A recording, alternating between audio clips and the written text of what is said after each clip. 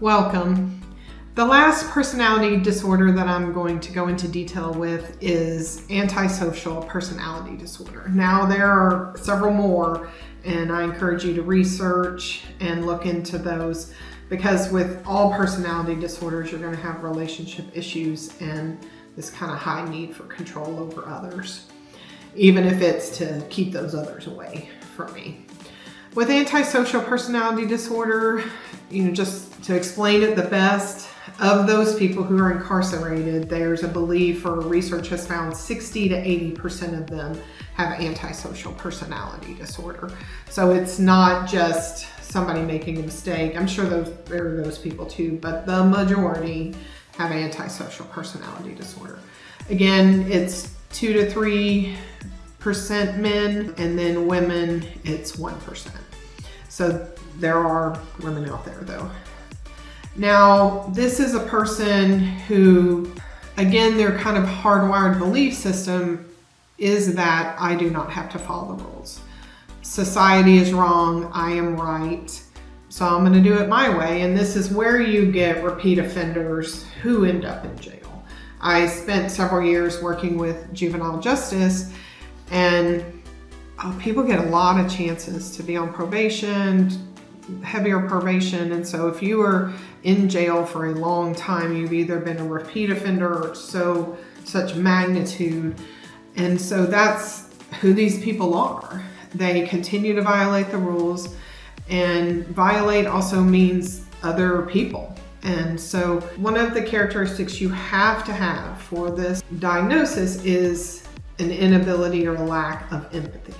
So whether I'm stealing your car, or there's rape, murder, neglect of children, I don't understand what I'm doing to the person. And so I don't understand, so therefore it doesn't contribute to my decision-making process.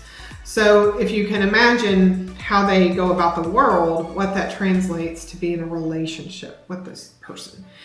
By far, the cases I've worked, when someone appears to meet this criteria, the intensity of all emotional abuse elements just is so much more, because they will go to more extremes to get what they want than someone who doesn't have this.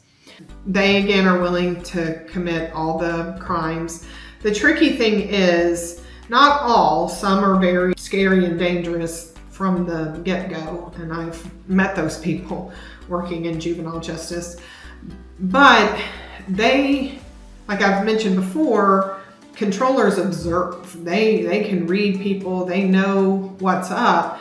And so people who have this are very good reading. The ones who are good are excellent at reading people. So you have the more overt, I'm gonna go steal the car, but then you have the con man, and they can play a role for a very long time.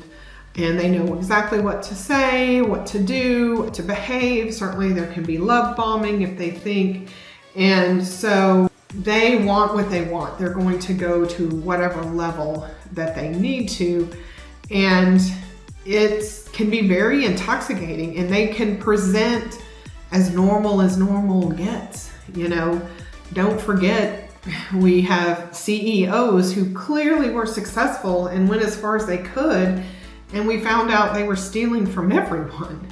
I literally lived down the street from Enron before it blew up. So the charm can go on. They can manipulate vast quantities of people. And so I think the tricky thing is that if you get in a bad situation, certainly trying to leave that bad situation, it can be set up that no one in this person's life, maybe their parents and siblings understand who this person is, but they can have everyone charmed. If the cops show up at a disturbance, they know how to charm cops, and they know how to, it's not their problem, it's your problem. It's easy to believe them because they can lie, cheat, and steal to whatever extent they're interested in. Again, just this greater intensity. If someone's trying to leave or do something, they can gather all these, family members or whomever to get on their side. And they will throw everything to get compliance. And then the hard part, like with the cycle, when they come back around, they know really how to charm, exactly they are really masterful in getting you to re-engage. It can be very difficult to get away and stay away from this person. I've seen stalking, harassment, just all of it.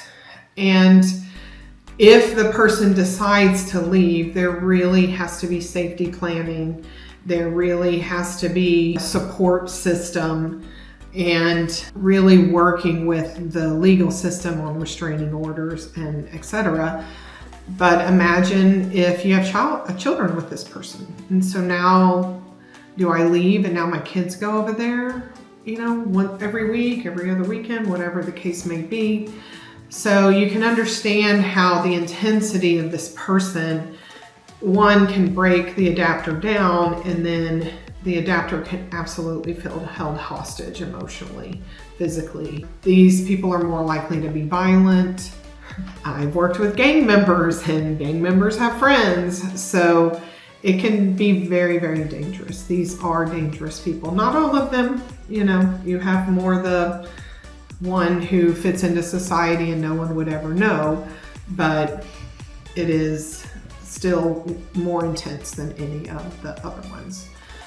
So that kind of wraps up this segment on different personality disorders. I hope it's been useful for you. Again, I have links to some data sheets to get more the traditional mental health kind of diagnosis and that type of thing.